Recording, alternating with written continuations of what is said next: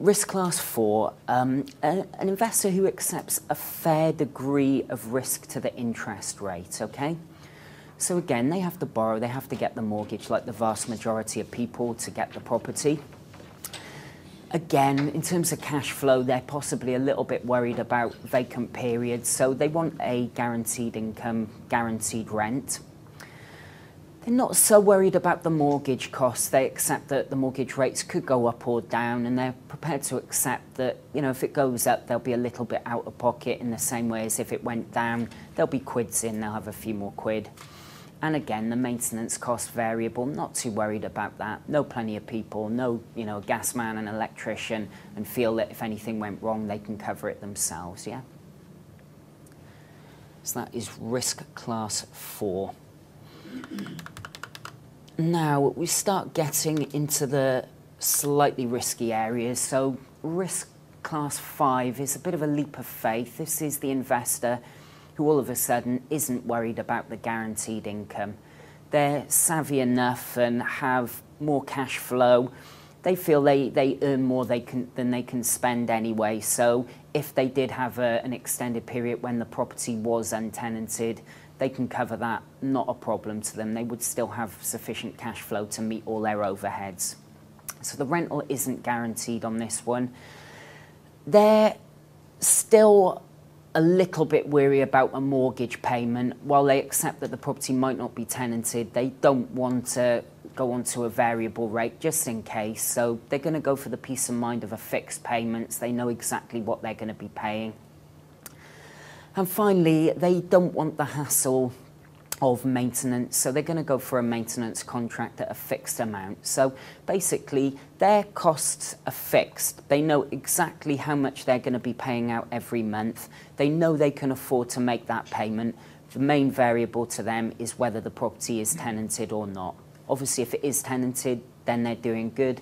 If it isn't, then they still have enough cash to cover their outgoings. So while it's a pain to them, it's not the end of the world, yeah? Okay, that's number 5. Who wants to guess the next one? 6? Oh, there you go. All right. This person, again, not worried about the guaranteed rental.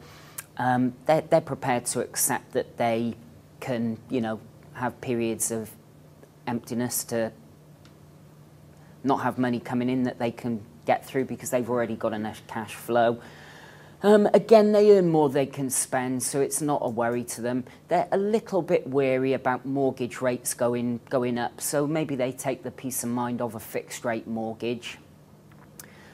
Maintenance, not a problem to them. Plenty of contacts, know all the right people, so they're going to forgo a maintenance contract. So you've got somebody who's taken a fair risk.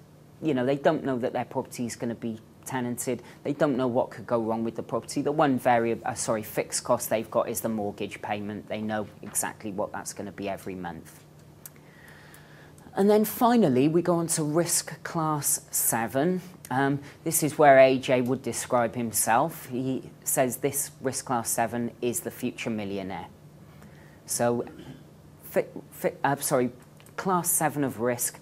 This person doesn't worry about guaranteed rental. They're quite happy to, you know, live without the property being tenanted and finance that themselves.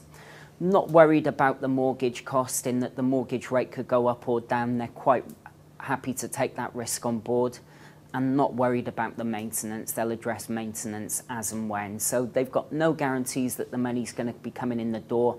They've got no guarantees of what money they're going to be having to pay out every month. But they're comfortable enough with their own business model, their own cash flow situation, that that is going to work for them. How many risk 7s do we have in here? Okay. Anybody got any questions on those 7 categories? No? Let's say, I mean, it's not an extensive list. There's going to be profiles of people that sit outside that, but I think it gives you an idea of a typical scale. Anybody here sort of see where they sit on that scale? Obviously, we've had the 7s. Anybody else see exactly where you would fit, or anybody in the room see yourself being sort of, your portfolio being a mix and match of more than one type of those categories? That's fitting in number 6. 6, okay. All right, excellent. No further questions on risk then, no? All right, next thing I want to cover off with you guys is raising the initial investment. So just going to go through quite a few possibilities that you could do to raise the initial investment. Like anything, a lot of this you guys are already going to know. The vast majority of this you guys will already know, but what I do always say to people at these seminars, if you can take one thing away today, one really good point or thing that you never thought of that sort of lights a bulb above your head, then what I've done and what Mike has done today we'll see as a success. Anything that you can take away from this that will help you either build a portfolio, add to the portfolio that you've already got, or make what you've already got work more effectively for you, okay? But just over to you. In terms of the initial investment, obviously what you do need to do is determine which risk factor you feel you are or feel you want to take, and then how we raise that investment, okay? So, first possible way of raising the investment, just take the money out of savings. Who's got 10, 15,000 at their disposal today that they can just get like that, and there you go, I'll take that property? Anyone? Yeah, a few of you. Yeah, 3, 4, 5 of you maybe. Obviously, if you've got savings that might be sat in like a bank or a building society earning what, 4 or 5% before tax? If you pay tax at 40%, 5% less 40%, it's not a lot of money, is it? So if you can get that into a property that after all your costs are done is going to yield you, 8, 9%, then is that money worth sat in that savings? So that's a very easy way of doing it. If you already have the cash, just take it out the account, make that money work more effectively for you. Another way you may wish to raise the deposit is personal assets. How many people drive a nice car? Sports car? Anybody? I think a few of you grin in there. Maybe you don't want to say. Do you really need the car you drive? Is the car you drive that could get you £15,000 if you were to sell it a necessity in your life right now? Do you need that now?